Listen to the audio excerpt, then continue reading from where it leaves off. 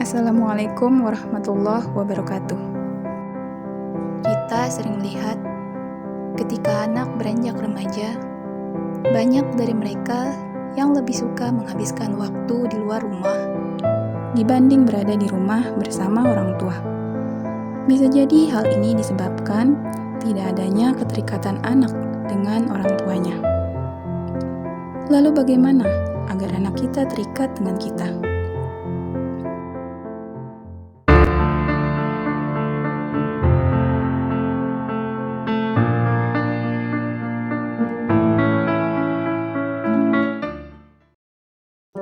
Sebagai orang tua, pastinya menginginkan agar hati anak selalu terikat kepada kita. Terlebih saat dewasa nanti, bertahun-tahun hidup terpisah. Cara yang bisa kita lakukan adalah dengan memiliki skill dasar ibu rumah tangga, yaitu memasak.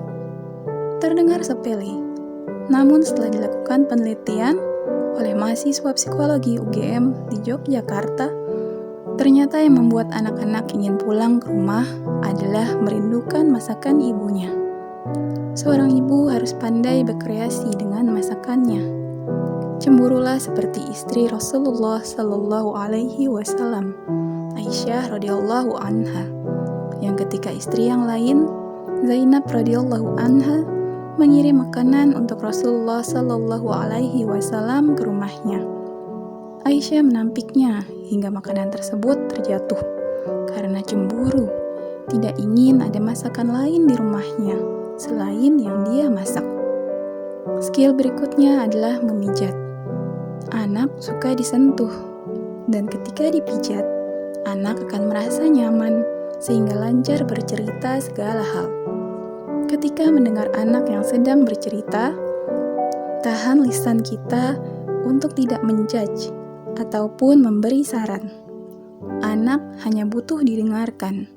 Oleh karena itu, cukup dengarkan ceritanya dan merespon dengan anggukan atau gelengan. Saran dapat kita berikan ketika kondisi anak sudah siap, yaitu ketika nafasnya sudah teratur, tidak sibuk dengan emosinya sendiri. Telapak tangannya nyaman dipegang, tidak menolak ketika tangannya mau dipegang yang tandanya sedang membuat barrier. Punggungnya mau diusap. Skill selanjutnya adalah kemampuan merebut golden moment. Jika ingin anak kita terikat hatinya dengan kita, pastikan keberadaan kita di momen-momen seperti ini. Yang pertama adalah ketika anak sedang sedih. Karena ketika pada saat ini, anak sedang membutuhkan sandaran. Jangan biarkan anak kita sedih sendirian. Temani ia dan validasi perasaannya. Pastikan ia mengetahui ketika sedang sedih ada kita yang akan mengusap air matanya. Jangan sampai momen ini diambil oleh orang lain, terlebih oleh orang yang memiliki pengaruh buruk terhadap anak kita.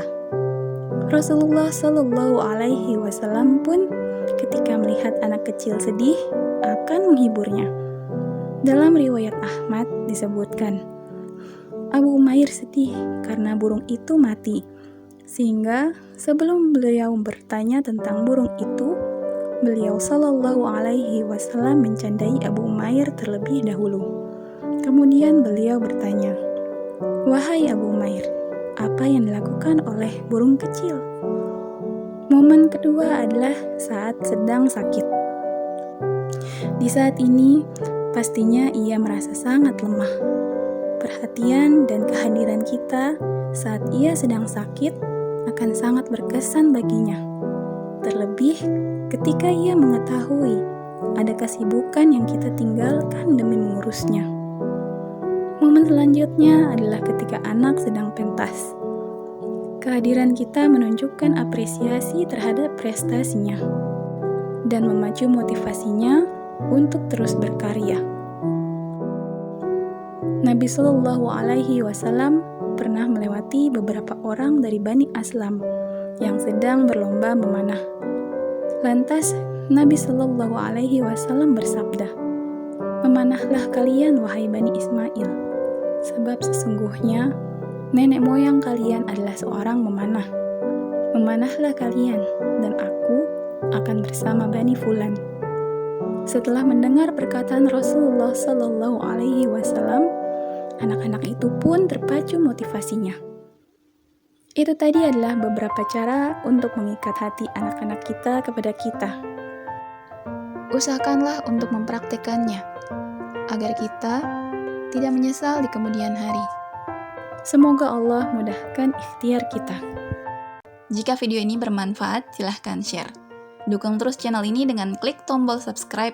Jangan lupa nyalakan lonceng agar tidak ketinggalan update video lainnya. Terima kasih sudah menonton sampai akhir.